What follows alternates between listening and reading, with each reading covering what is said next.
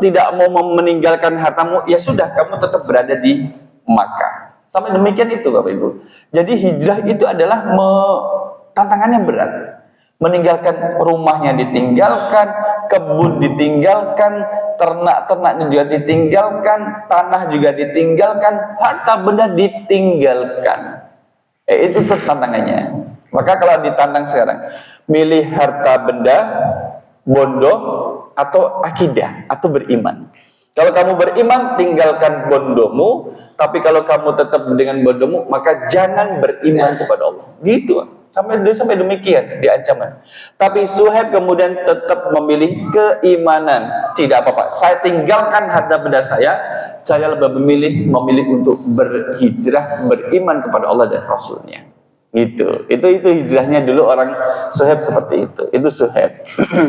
Maka sesampai di Madinah, Rasul sampai mengatakan, beruntunglah Suhaib, beruntunglah Suhaib, beruntunglah Suhaib. Suhaib orang yang beruntung. Kalau Rasul sudah mengatakan beruntung, berarti orang itu memang betul-betul beruntung. Kalau Rasul sudah mengatakan kamu masuk surga, itu menjadi masuk surga dia. Kalau Rasul mengatakan nggak mungkin kamu bisa masuk surga, berarti dia tidak bisa masuk surga. Karena apa yang disampaikan Rasul SAW termasuk dari wahyu. Nah, yang ketiga adalah hijrahnya Umar bin Khattab. Umar bin Khattab juga termasuk orang yang hijrah pertama ke Madinah. Jadi Rasul masih di Makkah, sahabat-sahabat sebelah sudah berhijrah. Umar bin Khattab menikah Bapak Ibu. Bapak Umar namanya sinten? Sinten? Bapak Umar, nama Bapak Umar. Sinten lawan? Di Khattab niku Bapak Umar bin Khattab. Terus bapaknya namanya sinten? Ya Khattab. Bapak itu namanya Khattab. Umar bin Khattab berarti anaknya namanya Umar. Kemudian Khattab adalah bapaknya. Kayak misalkan saya Talqis bin Kastaban. Siapa nama bapak saya? Kastaman gitu. Nah, Umar bin Khattab ini pernah berhijrah. Jadi Umar itu berhijrah janjian dengan 3 orang. 3 orang ini ketika masih di Makkah janjian, yuk kita janjian terus nanti berangkat ke Madinah. Janjiannya adalah Umar sendiri, Iyas, namanya Iyas bin Abi Rabi'ah, kemudian Hisham bin Al-Ash. Tapi Hisham ini ditahan oleh kaumnya, jangan berhijrah kamu, jangan ikut-ikutan ke Madinah, ditahan sama kaumnya. Tinggal 2, Umar dengan Iyas. Nah, ketika sampai di Madinah, ketemu dengan Abu Jahal. Abu Jahal ini dengan Haris. Umar dengan Iyas, Abu Jahal dengan Haris. Kemudian Abu Jahal mengatakan kepada Iyas, yang ditembak adalah si Iyas. Tembak itu kemudian diprovokasi. Iyas, kenapa kamu di sini? Saya berhijrah karena saya seorang mukmin. Tidak bisa, kamu harus balik ke Makkah. Kamu tidak tahu, ibumu itu berjemur di bawah matahari. Dia tidak mau berteduh sampai kamu datang. Maksudnya adalah, kalau kamu nggak balik ke Makkah, ibumu akan mati kekeringan di bawah matahari. Saat ini derajat, berapa derajat panasnya di Saudi? Mendekati 50 Bapak Ibu. Itu 50 derajat Celcius itu cukup untuk menjadikan telur mentah jadi matang setengah matang. Itu bisa. Telur mentah taruh di atas pasir, kemudian biarkan di siang hari, dia bisa kuat setengah matang. Saking panasnya. Misalnya panasnya gitu. Maka kalau ada orang tua berjemur di bawah terik matahari, itu kemudian bisa menjadikan mati. Bisa, karena saking panasnya. Kalau pagi kan enak. Wah, pagi DD, vitamin apa nih DD? Vitamin D gitu. Adik kelamaan itu ya jadi kering, kerontang itu bisa mati. Yang kedua, wahai Iyas, ibumu tidak akan menyisir rambutnya sampai kamu sampai di Makkah. Diprovokasi. Jadi Umar itu sudah bilang, Iyas, hati-hati, itu tipu daya, jangan kamu dengarkan. Tapi Umar itu, ibu saya di Mekah kayak gitu Umar itu. Sudah diingatkan Umar, hati-hati, itu tipu daya Abu Jahal. Akhirnya ternyata Iyas ikut terprovokasi, ya udah deh saya balik ke Makkah. Nah, sebelum masuk Makkah, tadi kan Abu Jahal dengan Haris. Sebelum masuk Makkah, Iyas ini, ya sebelum masuk Makkah, langsung diikat, dibondol, kemudian dihukum. Dan yang dikatakan ibunya berjemur tadi itu adalah hanya bohong. Hanya bohong saja. Itu tantangan orang ketika berhijrah seperti itu zaman dulu. Ini Umar dan juga Iyas. Kemudian Bapak Ibu, setelah dari orang-orang ini, dari sahabat-sahabat ini, jadi semua sudah pindah dari Makkah kemudian pindah ke Madinah. Sampai-sampai yang orang Islam yang ada di Makkah tinggal 3 orang. Satu adalah Rasulullah SAW, yang pertama. Yang kedua adalah Abu Bakar As-Siddiq. Yang ketiga adalah Ali bin Abi Thalib. Tinggal 3 orang pil ini. Yang diperhitungkan adalah Nabi dengan Abu Bakar. Ali bagaimana? Ali itu masih kecil. Ali itu masih kecil. Jadi, maka di saat Rasul nanti berpindah ke Madinah, minta kepada Ali untuk tidur di tempat tidurnya Nabi. Nanti kita akan lihat kisahnya. Jadi tinggal 2. Kapan mereka ini berhijrah? Abu Bakar dengan Rasul SAW. Mereka berhijrah nunggu perintah dari Allah. Kalau yang lain disuruh berhijrah atas perintah Rasul. Jadi harus memang taatnya seperti itu. Dan berpindah dan menetap di Makkah Abu Bakar dengan Rasul itu kurang lebih 4 bulan.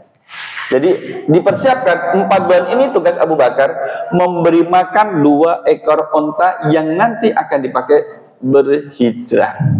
Jadi onta itu tidak selalu dinaiki. Kalau ontanya capek, kemudian juga orangnya yang jalan kaki. Nanti orangnya naik ke atas, kemudian turun lagi, naik ke atas. Tapi nggak mungkin kemudian orangnya itu gendong ontanya. Ya tak gendong gantian, gitu.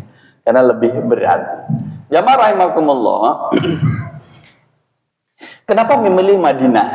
Kan gitu. Kenapa memilih Madinah? Kenapa hijrahnya tidak ke Indonesia? Bayangkan kalau dulu Rasul itu hijrahnya ke Jogja. Kira-kira Jogja itu ramai nomor boten? Lebih ramai daripada sekarang ini. Orang dari mancanegara pada datang sini. Mungkin Bapak Ibu akan bisa bahasa Inggris, bahasa Prancis, bahasa Arab, kemudian bahasa Malay, bahasa Cina gitu. Karena didatangin oleh orang-orang dari berbagai negara. Tetapi dalam riwayat Imam Bukhari menyebutkan Madinah itu sudah diwahyukan kepada Rasul sebagai tempat berhijrah. Dalam maknanya sesungguhnya telah diperlihatkan kepadaku tempat hijrah kalian adalah daerah yang memiliki kebun kurma yang terletak di antara 2 dataran yang subur. Itu adalah Madinah. Makanya kalau lihat Madinah itu ada gunung. Ada gunung Uhud, ya, di sana ada gunung Uhud. Dan Madinah lebih subur dari Makkah. Kalau Madinah dengan daerah Ambar Ketawang subur pundi. Ambar Ketawang ada tanaman, ada padi, sawah, ada soto di tengah sawah, ana es dawet dan sebagainya, ana wit kersem dan sebagainya. Alhamdulillah. Kenapa tidak hijrah ke Jogja? Allah memerintahkan ke Madinah. Nah, jamaah rahimakumullah, ketika kemudian sahabat sebagian yang dari Makkah ke Madinah sudah sampai Madinah, maka sebelum hijrah ke Madinah itu sahabat sudah ada hijrah daerah Habasyah. Habasyah itu daerah mana? Ethiopia, negara Ethiopia. Maka yang dari Ethiopia ini kemudian langsung pindah ke Madinah, tidak perlu ke Makkah. Tidak perlu, langsung ke Madinah. Kenapa? Makkah sedang tidak aman-aman saja. Setiap orang yang beriman yang berada di Makkah akan disiksa, akan ditindas oleh orang kafir Quraisy. Dari zaman dulu itu orang kafir tidak suka terhadap orang mukmin. Itu sejak zaman dulu. Dan itu harus dipahami, gitu ya. Nah, kemudian jamaah rahimakumullah, barulah kemudian mulainya berhijrah. Tapi di saat orang-orang Islam pada berhijrah ke Madinah, di Madinah itu isinya adalah orang-orang Muslim yang cukup banyak. Kira-kira menjadi ancaman bagi orang Makkah tidak? Iya, ancaman bagi orang Makkah. Kenapa? Orang Makkah itu, orang Muslim ketika di Makkah selalu ditindas, dipukul, ditendang, disingkirkan, difitnah. Ternyata orang Muslim ini nggak kuat, saking nggak kuatnya kemudian berhijrah ke Madinah. Kira-kira orang Muslim di Makkah itu nggak bisa balas dendam, Bapak Ibu. Nggak bisa, mereka kan minoritas. Maka pindahnya ke Madinah. Nah, orang Makkah ini kalau jual beli itu pasti ke Madinah, baru kemudian nanti ke Syam. ke Madinah dulu baru ke Syam. Lah Madinah ini sudah ditempati orang-orang Muslim. Maka kira-kira orang Makkah berani nggak semena-mena ke Madinah? Nggak berani, Bapak Ibu. Kenapa? Karena sudah dikuasai oleh orang-orang Islam. Orang Islam yang dulu di Makkah itu ditendang, dipukul, kemudian diinjak, disingkirkan. Maka ketika orang Makkah mau ke Madinah itu pikir-pikir. Karena mereka dalam 1 tahun orang Makkah kan suka jual beli. Orang Makkah suka jual beli, berniaga. Itu omset perdagangannya orang Makkah itu senilai 4 juta dinar. 4 juta dinar itu 1 dinar emas kurang lebih 4.950.000. Genapin menjadi 5 juta. 1 dinar emas itu nilainya 5 juta. Dinar emas ya, 1 dinar emas itu 5 juta. Maka kalau 4 juta dikali 5 juta, pinten Pak hasilnya? Pinten Pak Marun? Itu kalkulator cukup gak nolnya nih? 4 juta dikali 5 juta sama dengan 20 triliun. Pernah megang uang 20 triliun? 20 triliun itu berarti berapa itu nanti? Bisa jadi satu ruangan ini atau mungkin setengah. 20 triliun itu adalah 20.000 miliar. 20.000 miliar adalah 20 juta. 20 juta. Jadi susah gitu. Itu omset perdagangnya orang-orang Makkah. Maka orang Makkah itu marah baru terfikir.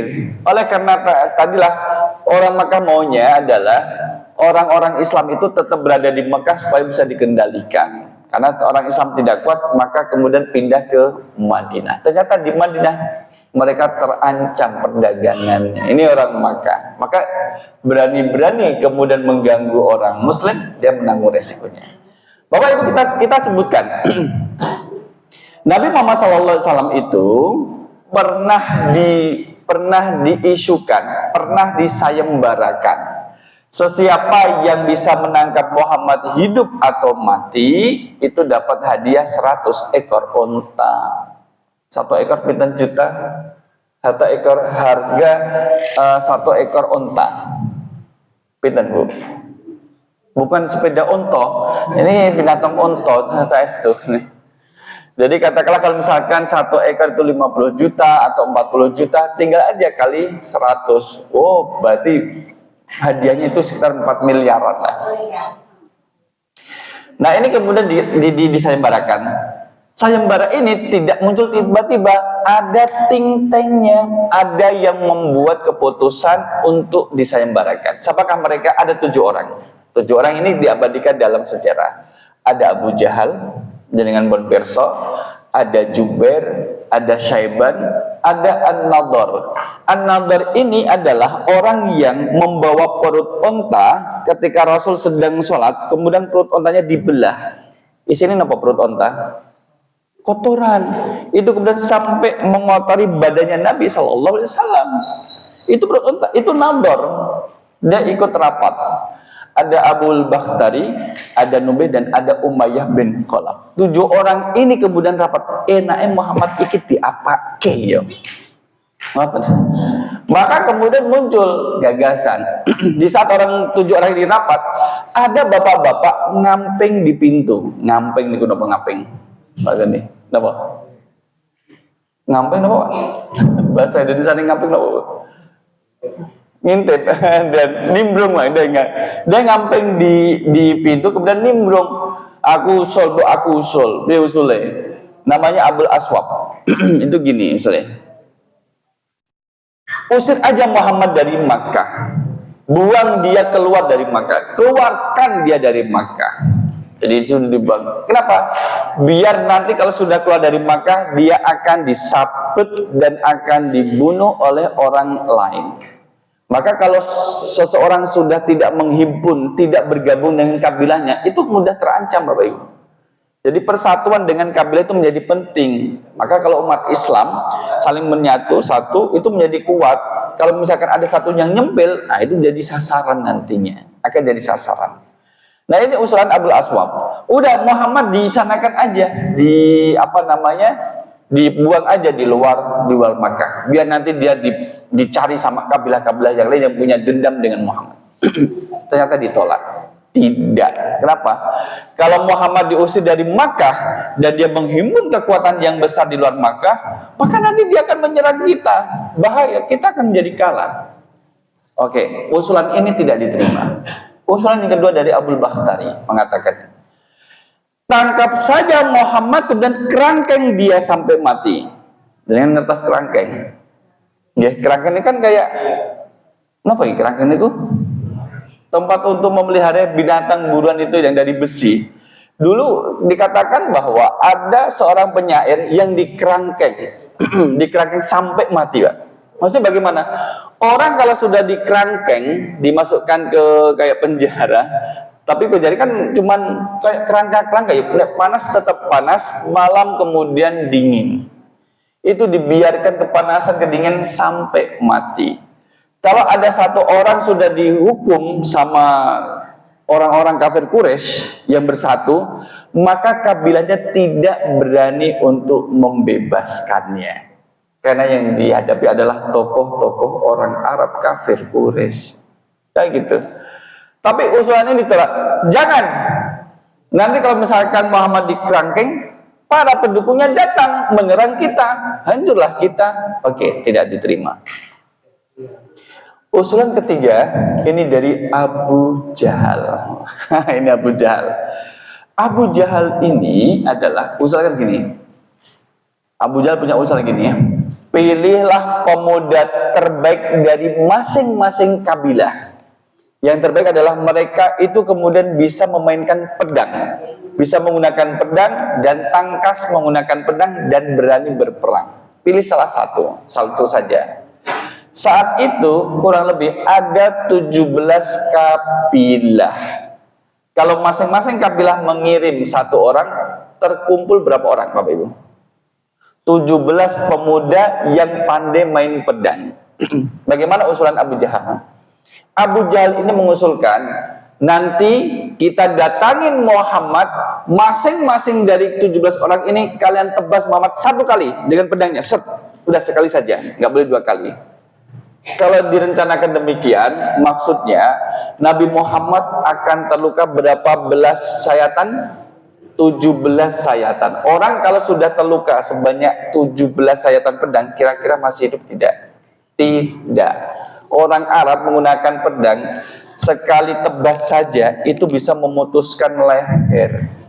Apalagi ini 17 kali, Bapak Ibu. Kayak apa jadinya? Apa pertimbangan dari Abu Jahal? Kalau Bani Abdi Manaf mau balas dendam, kan Nabi Muhammad dari Bani Abdi Manaf, dia akan menghadapi berapa kabilah?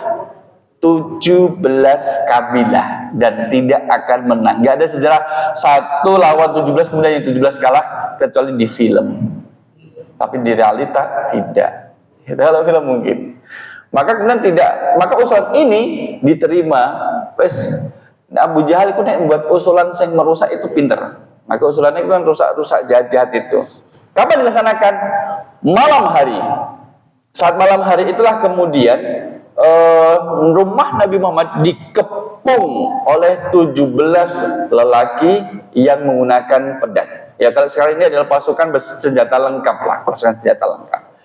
Di saat kemudian masuk ke rumahnya, kemudian mau dibunuh, ternyata orang yang berada di bawah selimut jubah hijau itu ternyata Ali bin Abi Thalib, bukan Nabi Muhammad. Lah Muhammad mana? Nabi Muhammad sudah keluar di saat mereka nunggu di luar. Saat Nabi Muhammad dikepung, di luar sudah ada orang-orang pada nunggu. Nabi Muhammad keluar atas perintah Allah. Wahai Muhammad, keluarlah, keluar. Tapi di luar ada orang, ya Allah, ambil pasir dan taburkan di atas mereka. Mereka tidak bisa melihat. Itu ada di dalam surah Yasin itu nantinya. Jadi kalau misalkan mau ngilang, ambil pasir, taburkan aja, ngilang gitu, terus hilang, nggak kelihatan gitu. Kok masih kelihatan? Jenengan kan orang Nabi, gitu. Bilang di situ, itu hanya berlaku untuk Nabi Muhammad SAW dan hanya untuk berlaku sekali ya. Nah itulah, itu kemudian maka Nabi Muhammad ketemu dengan Abu Bakar, dan kemudian berhijrah. Jalan yang dipakai Nabi Muhammad bukan jalan umum yang dipakai pada orang-orang kala itu ke Madinah. Justru kalau Nabi Muhammad melewati jalan umum akan ketemu, akan dikejar. Secepat-cepatnya onta berlari masih cepat kuda. Tetapi kalau ketahanan fisik lebih tahan onta. Gitu. Makanya sepeda onta itu nggak banter-banter amat, tapi nggak kuat gitu. Sepeda onta itu sepeda yang tidak bisa bertelur dan beranak. Itu onta yang tidak bisa bertelur dan beranak adalah sepeda onta. Kita lanjutkan lagi. Nah, disitulah kemudian ada peristiwa-peristiwa menarik ini Bapak Ibu sepanjang perjalanan Rasul dari Makkah ke Madinah. Antara lain adalah Imam Bukhari itu pernah meriwayatkan gini.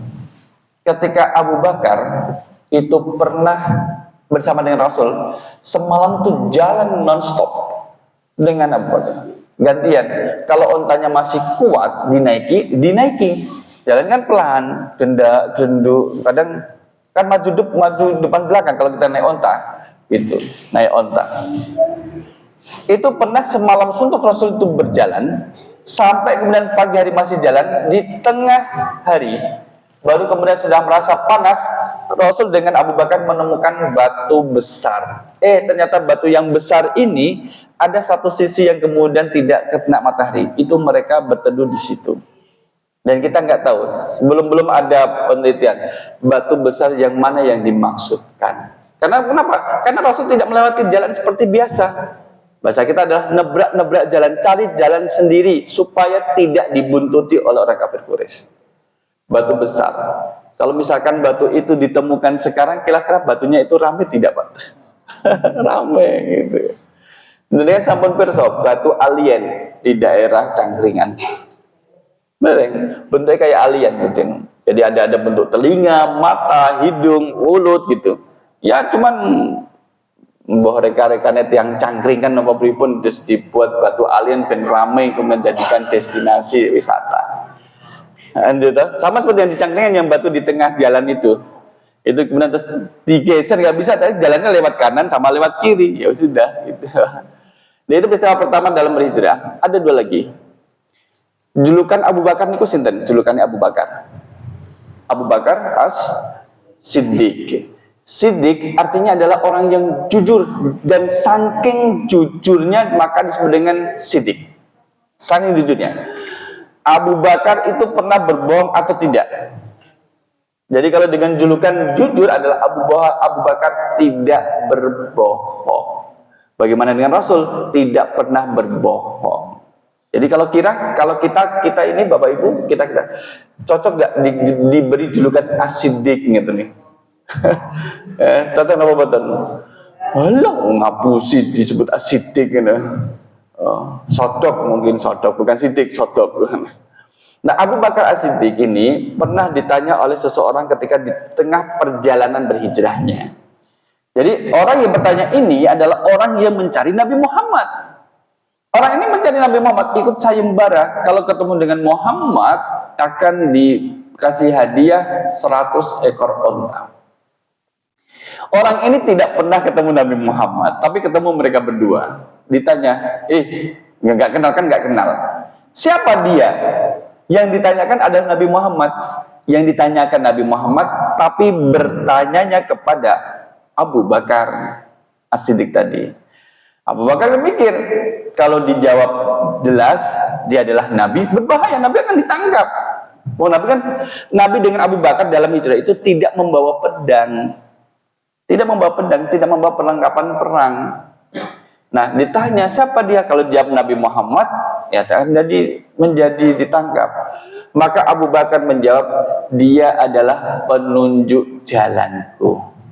TL, tour leader atau guide, orang yang kemudian ayo kita wisata ke Gunung Kidul, nanti ada guide-nya, ini Gunung Kidul terdiri dari gunung yang berada di sebelah kidul, itu tour guide.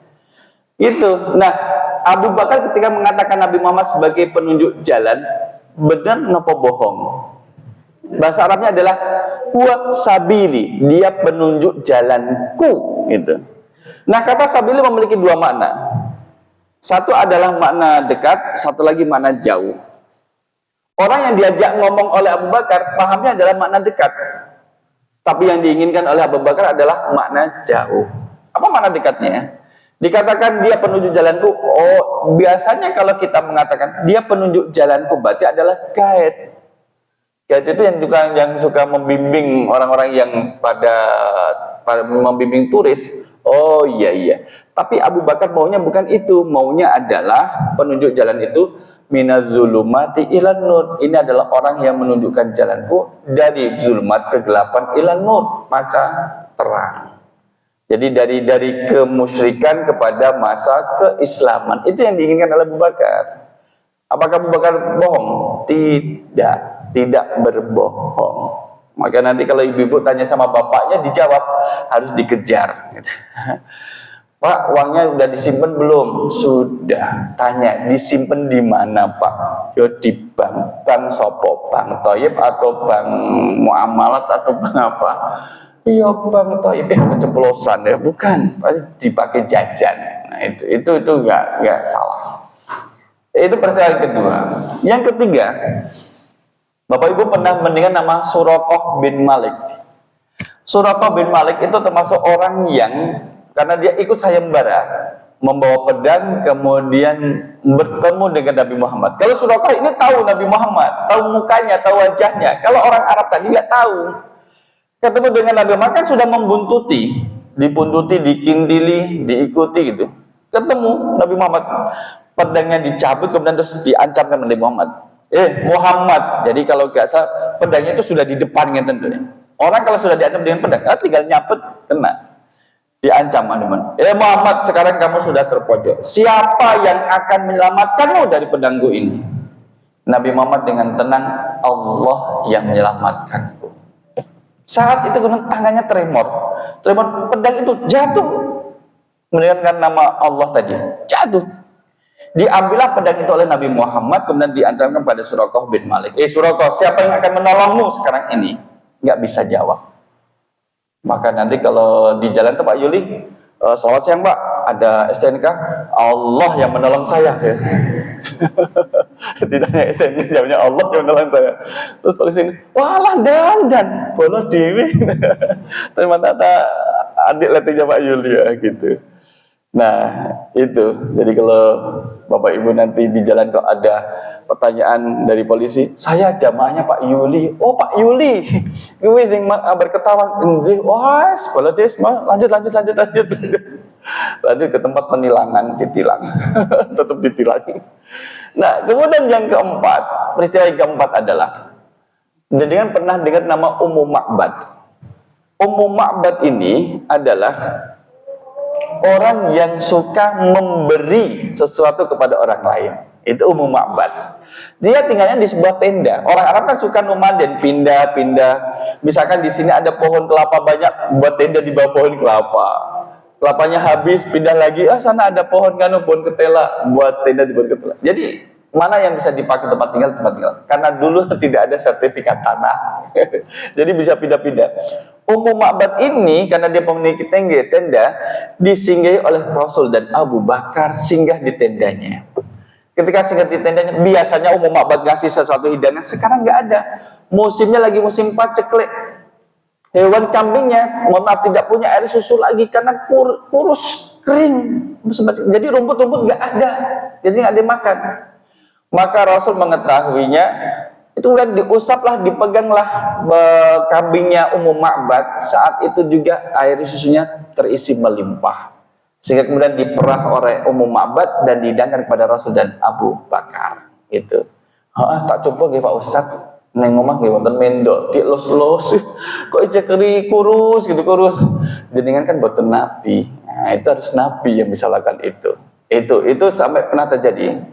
Termasuk juga sebelum akhir, Rasul pernah bertemu dengan Abu Buraidah. Abu Buraidah ini punya pasukan sebanyak 70 orang, kurang lebih 70 orang pasukan yang dipakai untuk menyerang Nabi Muhammad. Pas ketemu dengan Nabi Muhammad, wah, pikirannya adalah dapat berapa ratus ekor onta? 100 ekor onta. Wah, di depan mata. Ayo, kemana Muhammad sama Abu Bakar dikepung. Ternyata ketika dikepung, bukannya malah menyerang, tapi malah masuk Islam. Jadinya mereka masuk Islam. Awalnya tadi mau menyerang, tapi ketika setelah bertemu dengan Nabi Muhammad berubah. Itu tidak pertama kali, tidak jadi saja. Sebelumnya demikian, ada dukun dari Madinah datang ke Makkah mau ketemu dengan Muhammad. Saya mau ketemu dengan Muhammad, yang disebut orang gila, penyihir, tukang tenun sebagainya. Mau saya temui dan mau disembuhkan. Bagaimana menyembuhkannya? Dia minum air kemudian disemburkan, wush gitu. Bahasanya bahasa coba ini apa? Nyembur, gitu Pak Mar. Mau disembur. Saya pernah didatangin orang tua dengan anaknya. Kang, nyuwun tulung anakku disembur. Sembur pripun? Jenengan ngunjuk toya peta, mangke disemburke ning wajahe putrane kula. Oh, ngono ya. Oh, ini perilakunya gak jelas ya anakku. Tak tanya, sudah berapa orang yang nyembur anak jenengan? Mumpun 13, jenengan sing sekawan welas. Jadi muka anak itu baunya kayak apa gitu. Tapi beda-beda hari. Saya nggak mau tanya dulu perilakunya. Ya, saya tanya, sepanjang perjalanan bertanya itu ternyata terjadi pola asuh anak. Dikira anaknya kesurupan, padahal pola asuh orang tua. Jadi ibunya ninggalin anak ketika masih tidur, ibunya balik dari kerja ketika anaknya sudah tidur. Jadi gak lihat ibunya itu kayak apa gitu. Nah, Abu Hurairah, orang yang dari Madinah ke Makkah tadi tugasnya nyembur, Nabi mau disembur dengan air supaya waras. Saat bertemu dengan Nabi membaca Innal hamdalillah nahmadu wa nasta'in wa nastaghfiru wa na'udzubillahi min syururi anfusina. Ternyata itu menjadi sebab dia masuk Islam. Tadinya dukun kemudian masuk Islam. Nah, itu banyak peristiwa-peristiwa seperti itu. Nah, inilah ibu bapak jamaah rahimakumullah, peristiwa-peristiwa yang terjadi di saat hijrah. Jadi kita lebih kepada sirahnya perjalanan hijrah. Ternyata hijrah itu kemudian tidak ringan, tapi kemudian berat, ada tantangannya. Pahala yang disiapkan juga berat, adalah surga. Jadi hijrah ada 3, ada hijrah dan berpindah dari satu tempat ke tempat yang lain seperti Nabi dan juga sahabat. Ada hijrah amal, dari melakukan perbuatan amalan yang buruk ditinggalkan, diganti dengan perbuatan yang baik. Ada hijrah niat, niatnya cukup niat yang buruk ditinggalkan, ganti dengan niat melakukan ibadah yang baik. Itu adalah hijrah, berpindah. Hijrah itu dari yang buruk pada yang baik, dari yang baik menjadi lebih baik. Bukan sebaliknya, aku saiki wis hijrah. Hijrah ngopo ya? Enggak pernah kelihatan sholat. Lah iya aku wis hijrah. Biyen rajin sholat saiki wis ora, aku wis hijrah. Itu salah ya. Mudah-mudahan di awal tahun baru nanti kita menjadi lebih baik, lebih tetap istiqomah menghadiri pengajian ini. Kalau bukan kita yang meramaikan, siapa lagi? Mudah-mudahan ilmu yang disampaikan bermanfaat. Aku lupa lihat, astagfirullah li wa lakum. Wassalamualaikum warahmatullahi wabarakatuh.